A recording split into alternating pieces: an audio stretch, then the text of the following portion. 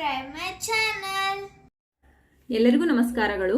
ಇಂದಿನ ವಿಡಿಯೋದಲ್ಲಿ ನಾವು 7ನೇ ತರಗತಿಯ ಸಮಾಜ ವಿಜ್ಞಾನ ವಿಷಯದ ಭಾಗ 2ರಲ್ಲಿನ 19ನೇ ಅಧ್ಯಾಯವಾದ ಕರ್ನಾಟಕದ ಸಮಾಜಮುಖಿ ಚಳುವಳಿಗಳು ಎಂಬ ಅಧ್ಯಾಯದ ಪ್ರಶ್ನೋತ್ತರಗಳನ್ನು ತಿಳಿಯೋಣ ಮಕ್ಕಳೇ.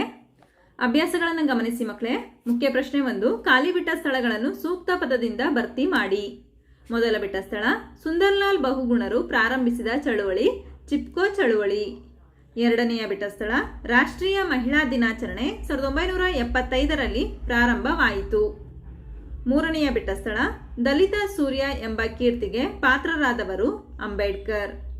ನಾಲ್ಕನೆಯ ಬಿಟ್ಟ ಸ್ಥಳ, ಭಾಷಾ ಸಮಿತಿ ಡಾಕ್ಟರ್ ವಿನಾಯಕ ಕೃಷ್ಣ ಗೋಕಾಕ್ ರವರ ನೇತೃತ್ವದಲ್ಲಿ ರಚನೆಯಾಯಿತು.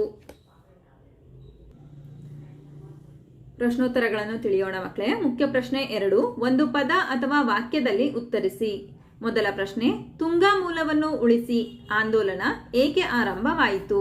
ಉತ್ತರ, ಸಹ್ಯಾದ್ರಿ ಶ್ರೇಣಿಯ ಪ್ರಮುಖ ನದಿಯಾದ ತುಂಗಾ ಕಲುಷಿತವಾಗುತ್ತಿರುವುದನ್ನು ತಡೆಯಲು ತುಂಗಾ ಮೂಲವನ್ನು ಉಳಿಸಿ ಆಂದೋಲನವನ್ನು ಆರಂಭಿಸಲಾಯಿತು. ಪ್ರಶ್ನೆ 2, ಅಪ್ಪಿಕೋ ಚಳುವಳಿ ಎಂದರೇನು? ಉತ್ತರ, ಗಿಡಮರಗಳನ್ನು ಉಳಿಸಿ ಬೆಳೆಸುವ ಉದ್ದೇಶದಿಂದ ಹಾಗೂ ಗಿಡಮರಗಳ ನಾಶವನ್ನು ತಡೆಯಲು ಜನರು ಮರಗಳನ್ನು ಅಪ್ಪಿಕೊಳ್ಳುವುದರ ಮೂಲಕ ನಡೆಸಿದ ಚಳುವಳಿಯನ್ನು ಅಪ್ಪಿಕೋ ಚಳುವಳಿ ಎನ್ನುವರು. ಪ್ರಶ್ನೆ 3, ಸಾಮಾಜಿಕ ಅರಣ್ಯ ಎಂದರೇನು? ಉತ್ತರ, ಅರಣ್ಯ ಇಲಾಖೆಯು ನೀಲಗಿರಿ, ಅಕೇಶಿಯಾಗಳಂತಹ ಆಮದು ಸಸ್ಯಗಳನ್ನು ನೆಡಲಾರಂಭಿಸಿತು. ಈ ಯೋಜನೆಯನ್ನು ಸಾಮಾಜಿಕ ಅರಣ್ಯ ಎನ್ನುವರು.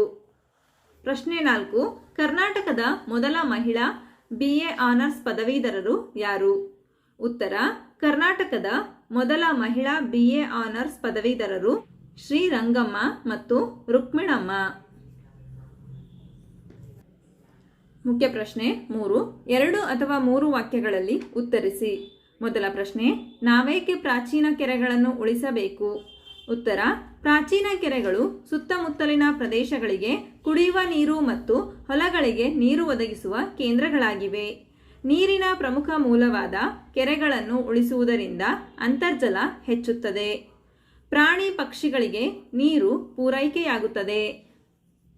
ಪ್ರಶ್ನೆ 2, ಪ್ರಮುಖ ಪರಿಸರ ಚಳುವಳಿಗಳನ್ನು ಹೆಸರಿಸಿ. ಉತ್ತರ, ಪ್ರಮುಖ ಪರಿಸರ ಚಳುವಳಿಗಳು ಸಹ್ಯಾದ್ರಿ ಗಣಿ ವಿರೋಧಿ ವೇದಿಕೆ ಚಳುವಳಿ, ತುಂಗಾಮೂಲ ಉಳಿಸಿ ಆಂದೋಲನ, ಚಿಪ್ಕೋ ಚಳುವಳಿ, ಅಪ್ಪಿಕೋ ಚಳುವಳಿ, ಕೆರೆಗಳನ್ನು ಉಳಿಸಿ ಹೋರಾಟ, ಭದ್ರಾ ಮೇಲ್ದಂಡೆ ಯೋಜನೆಯ ವಿರುದ್ಧದ ಚಳುವಳಿ, ಕಬ್ಬನ್ ಪಾರ್ಕ್ ಉಳಿಸಿ ಹೋರಾಟ. ಪ್ರಶ್ನೆ 3, ದಲಿತ ಚಳುವಳಿ ಏಕೆ ಪ್ರಾರಂಭವಾಯಿತು? ಉತ್ತರ, ದಲಿತರು ಸಾಮಾಜಿಕವಾಗಿ ಯಾವುದೇ ಸ್ಥಾನವನ್ನು ಹೊಂದಿರಲಿಲ್ಲ. ಇವರು ಅಸ್ಪೃಶ್ಯ ಜಾತಿಗಳಲ್ಲಿ ಹುಟ್ಟಿದ ಒಂದೇ ಕಾರಣಕ್ಕಾಗಿ ಸಮಾಜದ ಮುಖ್ಯ ವಾಹಿನಿಯಿಂದ ಹೊರಗುಳಿದರು.